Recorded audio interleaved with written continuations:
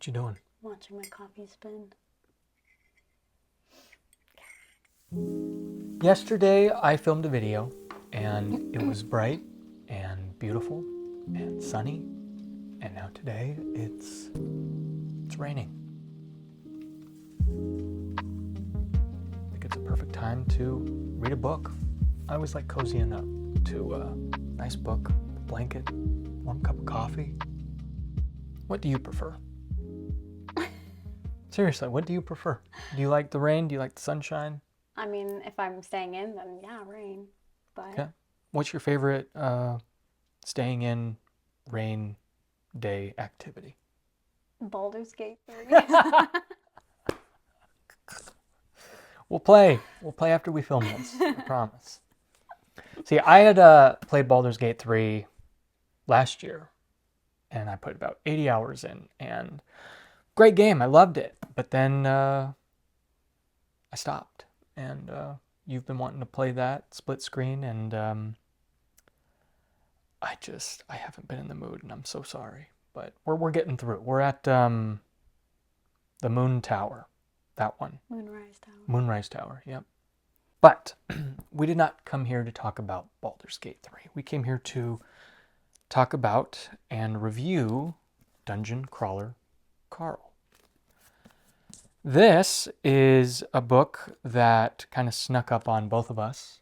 My friend Jack, he recommended it, and at the time I was knee-deep into Wheel of Time, so I didn't really want to read it, but it kind of sparked your interest, and I got it for you for your birthday.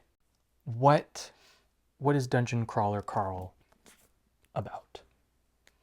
Spoiler free, of course. It is about a man obviously named Carl. And it's about basically the end of the world as he knows it. And he is thrown into a game-like show where he has to survive multiple dungeons to make it out alive.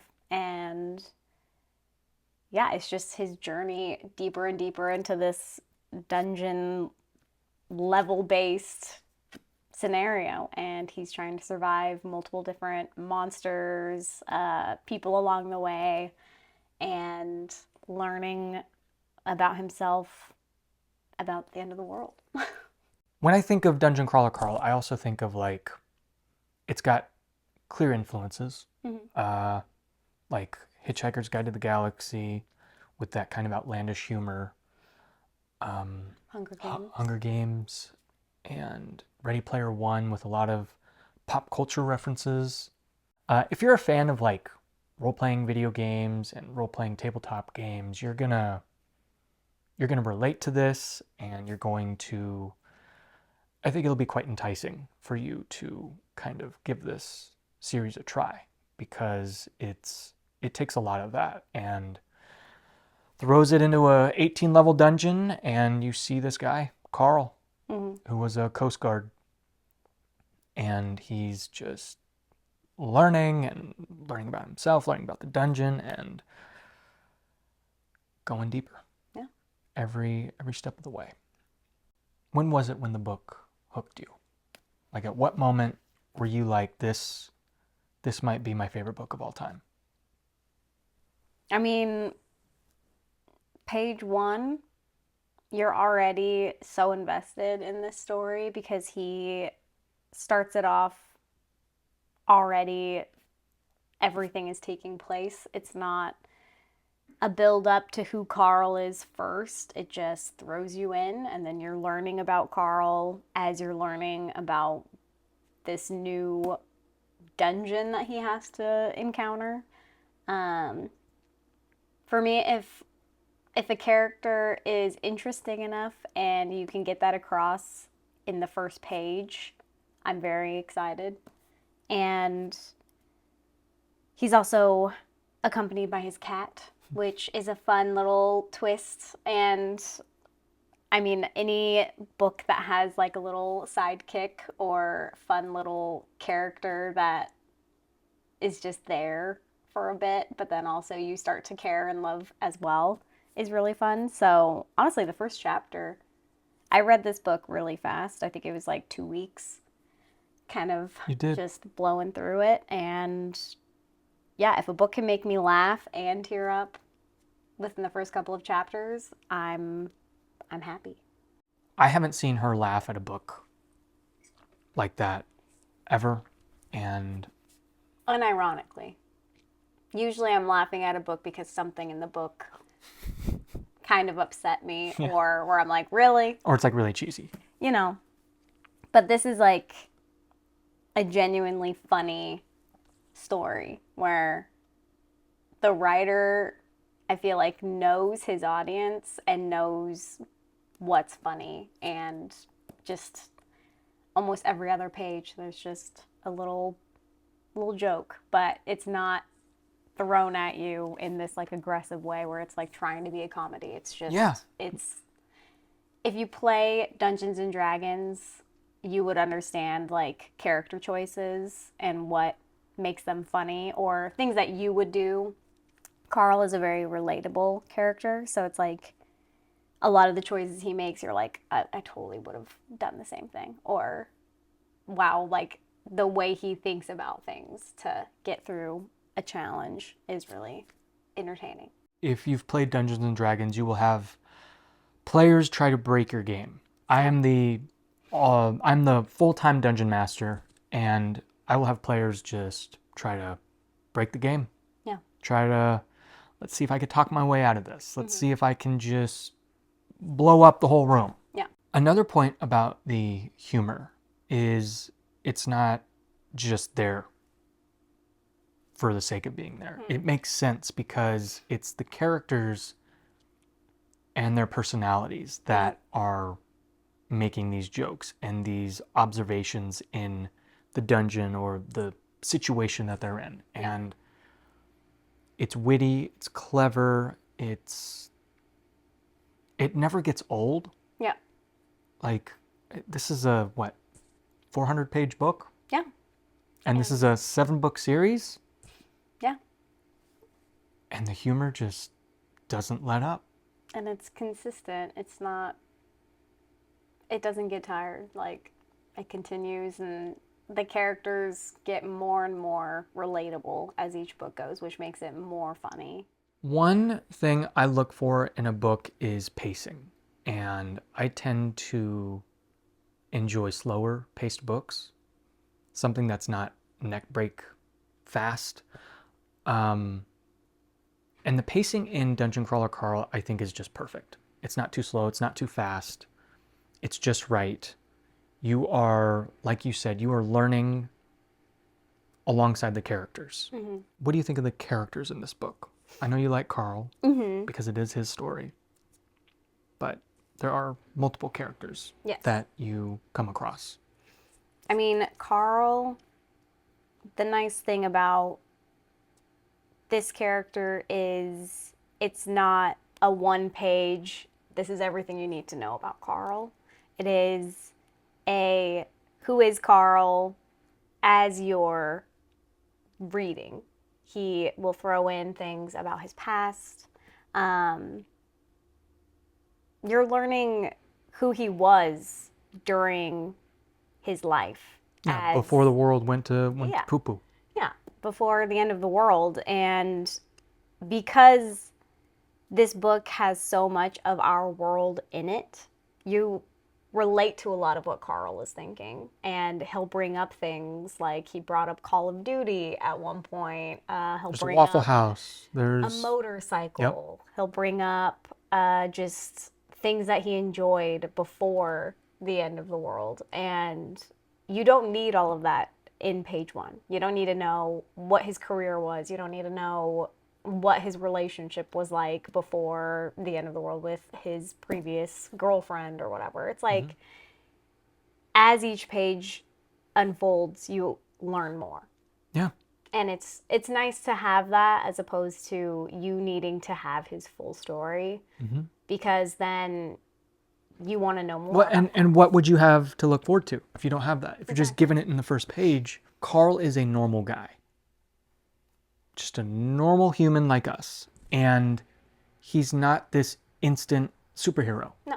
He's learning along the way, and even by the end of the book, light spoiler, he's not a superhero. He doesn't. You would assume by the end of the book, okay, he's got a grasp of the situation and the scenarios and the overarching plan. Yeah.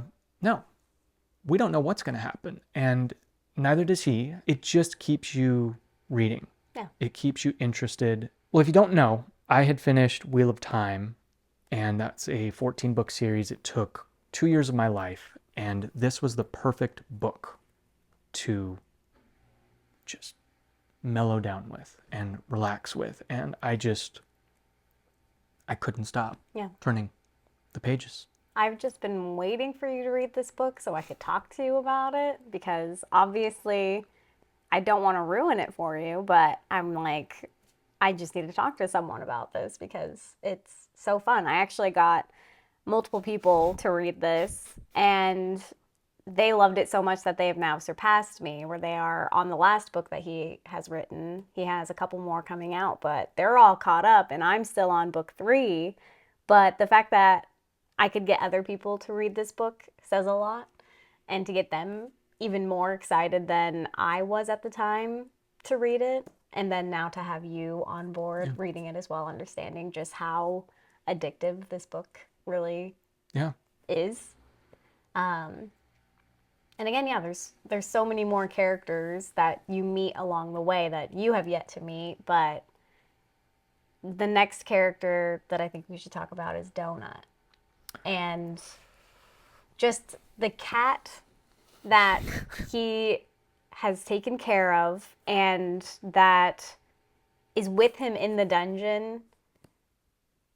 It's a cat, but you love this cat so much, and you again are learning so much about Carl with how much he cares for. I mean, we have all probably had a pet in our lives that you love and that you would do anything for, and to see Carl, this big man that you wouldn't expect to even have a cat, has this relationship with his little furry friend, and it's just really fun to see him do so much to keep Donut safe. And that relationship, you would think, is overlooked and buried under all the humor and craziness, but there's so many emotional moments in this book, and Matt Denneman just gives time for things to breathe. There's a lot of action, there's a lot of planning, there's a lot of adventure, but in the midst of all that, there is just relatable elements of the human experience, and you can't help but get a little choked up and get a little teary-eyed. Yeah. And it's funny, you are laughing hysterically at one moment, and then you're choked up. Yeah. And I will you're say, crying. Matt Denneman is probably one of the most visual writers I've read in a long time. I agree. Where it's almost as easy as enjoying a film, because he paints a picture so familiar that you can just already be there with Carl. So it's familiar yet new, and Matt Denneman is just an amazing writer as far as getting you invested, but also painting like a perfect picture. Yeah, and there is a lot of violence and gore in this book, but it's not glorified. It's very vivid, and how he describes certain instances of gore and guts and all that, but it's so well done. He just paints a picture that you can really see and feel, and it almost feels like you're there. Is there anything you disliked about this book? Just even a little thing.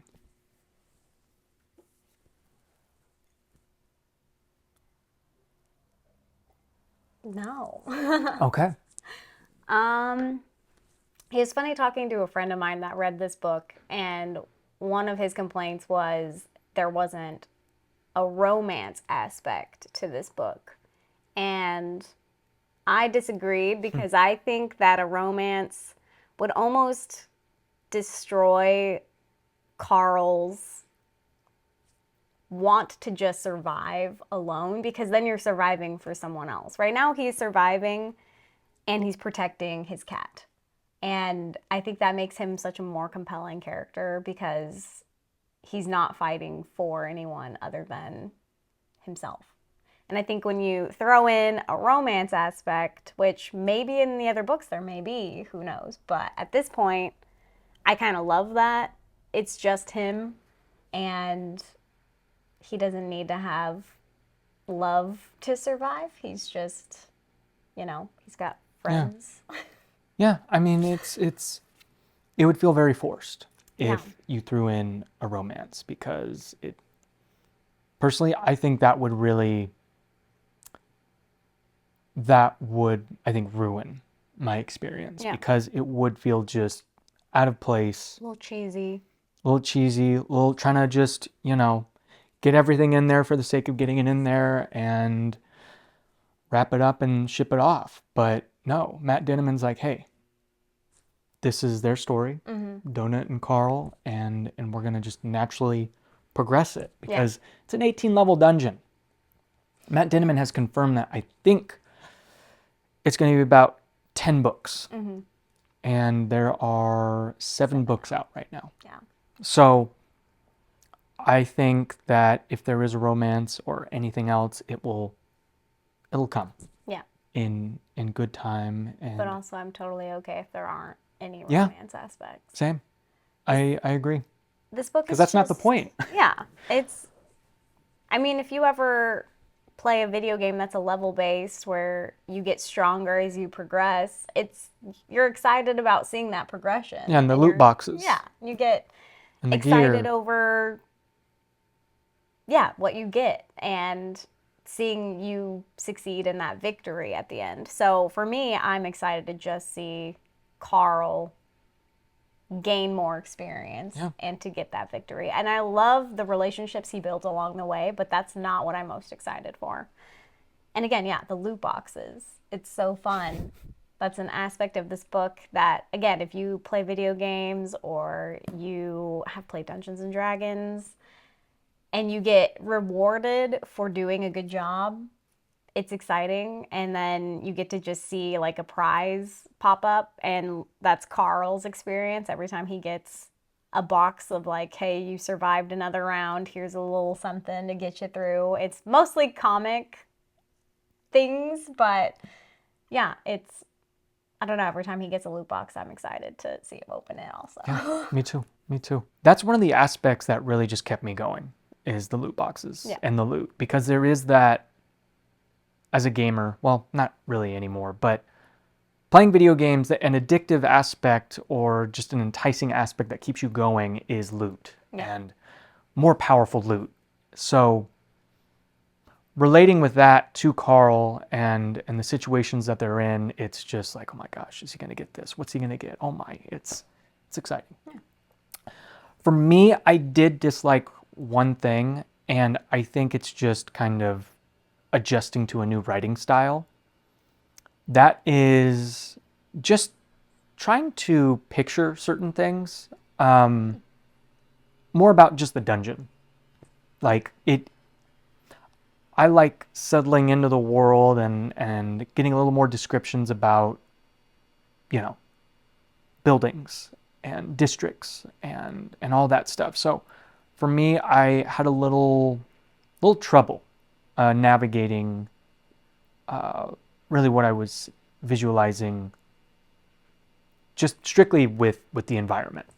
I could picture the characters, I could picture the loot, the items, the way the action was. So if you have not read the book, I highly recommend you click off now, because we are going to go to a spoiler section and spoil a lot. And talk about some of our favorite moments and what we're looking forward to most in the series. So here's your warning. And for those of you who have read the book, grab a cup of coffee. Stay a little longer. This I like to keep secret. It's not necessarily a spoiler, but it is, and I think it can be quite shocking when you discover it, and it is something you discover early on. So, would you care to tell what that moment is? Princess Donut, Queen of the Chonk, his pet cat, as soon as he enters the dungeon, becomes basically sentient and is able to speak and has a full personality, has all of her memories from obviously the real world, but now that she talks, she's just got so much sass and so much character, and you just love her so much. And Carl being alone at the end of the world, having Donut, Yeah. and now that she can talk, honestly, almost seems like a relief to Carl, where he's like, I'm not alone anymore, and has his best friend with him. Well, we talked about earlier with how the backstory is kind of sprinkled in throughout. And you learn a little more about Carl, the past that he had with his father and his mother, but also the past that he had with Donut. Yeah. And how that relationship was like as just her being a cat, a pet that doesn't talk, Yeah. but also learning about how she viewed Carl. Yeah. And how, whether he wanted to admit it or not, that when he was moving into a new apartment, he was looking for a cat-friendly apartment. It's just, it's so sweet. And it's those little moments that you're like, wow, that is so, it's a human moment, you know? We've all been there. And the fact that it's technically not even his cat. Yeah, it's his ex-girlfriend's cat that she just left her there with him. And now he's responsible for her, but also kind of just in the back of his mind waiting for his ex to come back and take the cat. But also he doesn't want that because now he has... Carl is not a sad character, but he is alone. Yeah. And so you understand why he cares for this cat so much. And then you're able to like grow again with him and with Donut, and like you don't feel bad for Carl, but you're also like so thankful that he wasn't alone at the end of the world and that he has just a little comic relief of a character with him. And she's one of my favorite parts of this whole story. I love and I hope this continues throughout, and I think it will, how Carl will never be able to find a pair of shoes. And if he does, he, at this point, can't wear shoes because it'll go against a lot of the stats that he's leveled up. Yeah. So I love that, and the fact that he is in boxers. Yeah. Just in a pair of boxers, and he's stuck like that. He went into the dungeon in what he was wearing at the time, which at the beginning of the book, he has to protect Donut, who jumped out of the window into a tree on a snowy evening, and he went out there to protect her and get her. And he was wearing boxers, a leather jacket that he puts His on. ex-girlfriend's Crocs. And his ex-girlfriend's Crocs that obviously do not fit him. So I love that it's his ex-girlfriend. Yes. Like, because if it was his girlfriend, that would instantly create just a whole nother... drama, basically. Well, the whole story would be different. It'd be like, I need to find my girlfriend or whatnot. Right. There's that longing, but the fact that ex-girlfriend... And he even learns through Donut, because she's seeing things that he's not at the apartment, that his ex-girlfriend was most likely cheating on him a few times with various folks. Yeah. Another thing, the AI of the dungeon has a foot fetish. So with Carl not having shoes, it kind of coincides with Yeah. that connects, and it's quite funny. Yeah. The AI has to be one of the probably the more comedic outline of the book, because Carl is funny, Donut is funny, and then there's this sentient thing watching over the dungeon, and it is called just the dungeon AI, basically, that will chime in throughout any decision that Carl makes and kind of belittles him, but also is there to just narrate in a sense of what's going on. And again, this book is about another world, basically, with trillions of different types of creatures, aliens. We're going to be meeting so much more throughout this journey, but we've already met. And there's more than just one alien race. Yeah. There are multiple worlds. And we basically find out that the world is just a little small seed little in drop the whole drop in the bucket, you know. Yeah.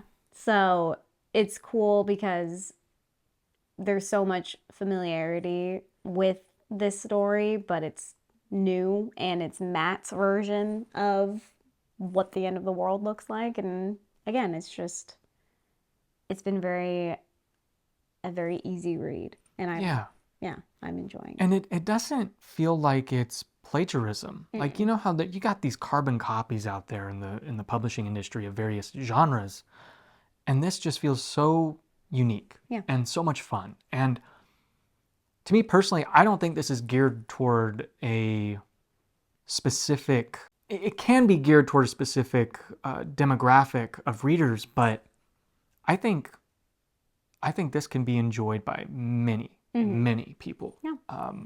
Not just, boys who like Call of Duty. What are some of your favorite moments? From just book one? Yeah, just, okay. By the way, she's in book 3. Yes. So you've read book 2 and you're a little bit in book 3. Yeah. But book 1, what other moments are some of your favorites? I mean, I love the introduction to Mordecai. Their basic guide throughout the dungeon. He's there to help them along the way, and he's also a complex character that is slowly unraveling, where in book 3 even, you still don't know much about who Mordecai is other than he's there to help them. But he is also an ex-crawler. Like, he has played the game, and he's there to guide and kind of relive the crawl again. So I'm sure for those of you who have seen even the Hunger Games, when they have to go back and play again, like the people that survived the Hunger Games the first time having to play again, it's almost the same concept with Mordecai having to help them through, but is trapped there himself, where he can't be free until he,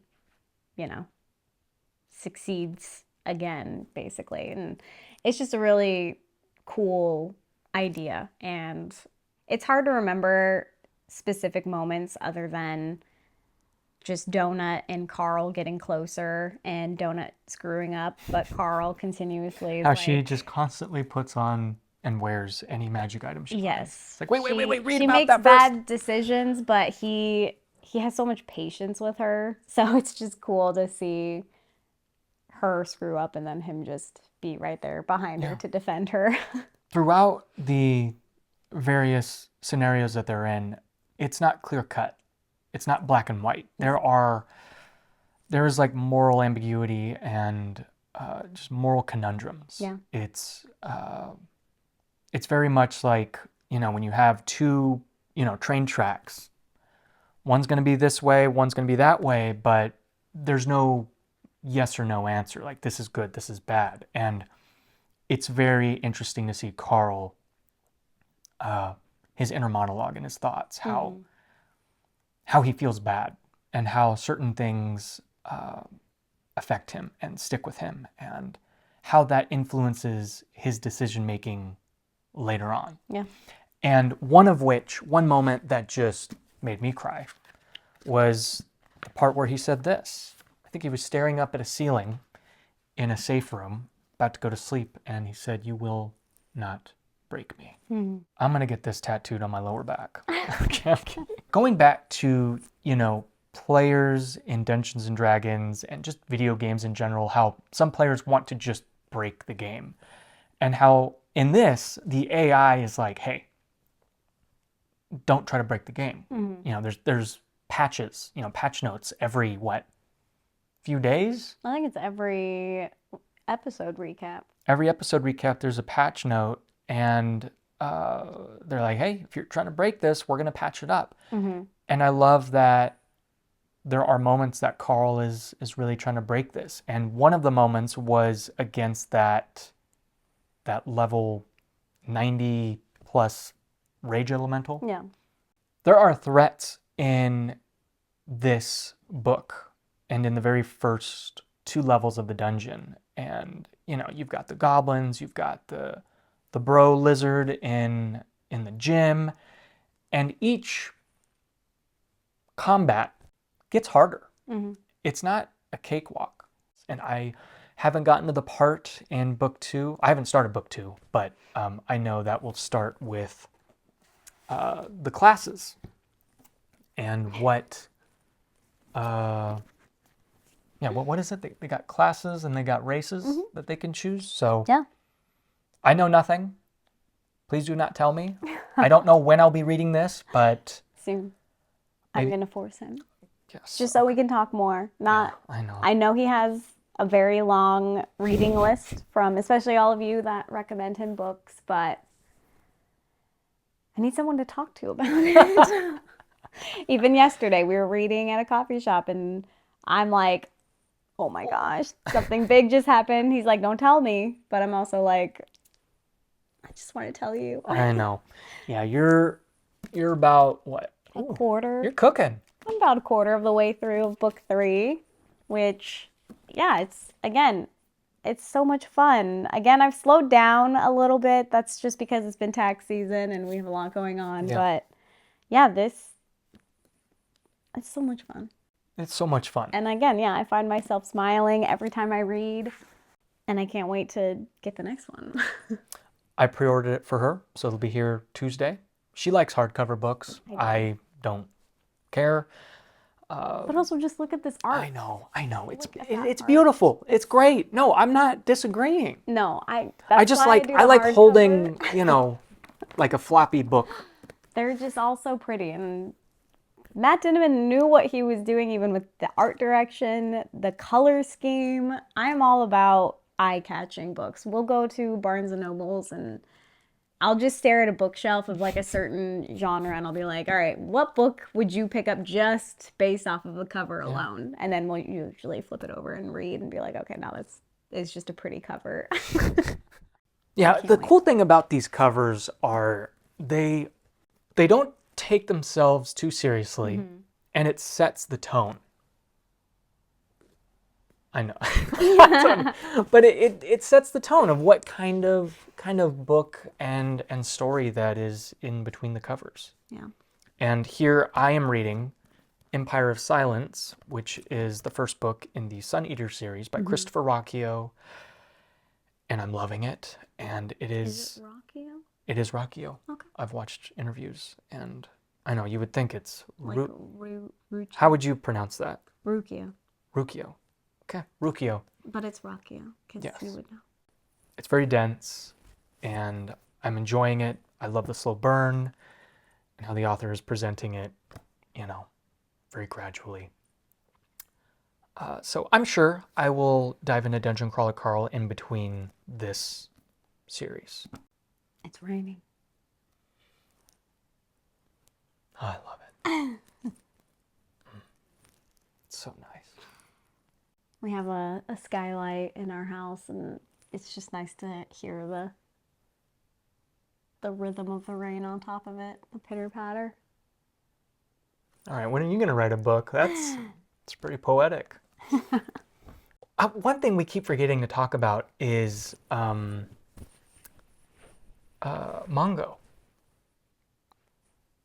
Mongo, the little chicken dinosaur.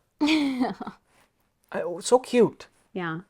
I love that sequence. And He's only on book 1, guys. So if you're on a farther book, then he has so much to learn. And yeah, it's book 1 is nothing. no, you're in I'm book book 3. 3. Well, because you have not read book 2 Okay. yet. What are you looking forward to in book 2? Well, I'm looking forward to the classes. Yeah. And the races. Yeah. And those choices, because I love those mechanics in a video game when I'm getting to decide, do I want to be a cleric? Do I want to be a druid or a paladin? It's exciting. I mean, most people can agree the most exciting part about starting Baldur's Gate or Sims is building your character. Who cares about Yes. that? Yes. That's yes.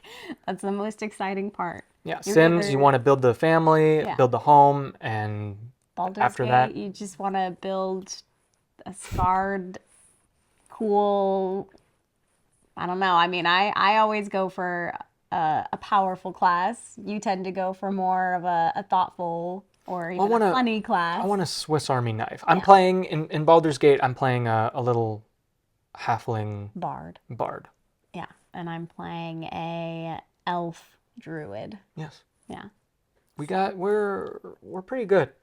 We got a good crew. Also, hearing that book 3 of Dungeon Crawler Carl is set in one dungeon, and how even the author has said it is kind of difficult and maybe confusing of a read, that excites me because I do want to just sit in the shoes with the characters and see them really explore a dungeon in a more methodical pace. Yeah. I don't mind a nice, it'll be exciting to kind of slow down with them.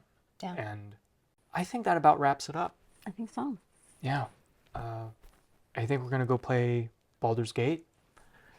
And yeah, thank you for watching and hanging out with us. And I hope you had a nice cup of coffee with us. Thanks for hanging out and watching us talk about this wonderful book. I hope you give it a shot, and yeah, till next time.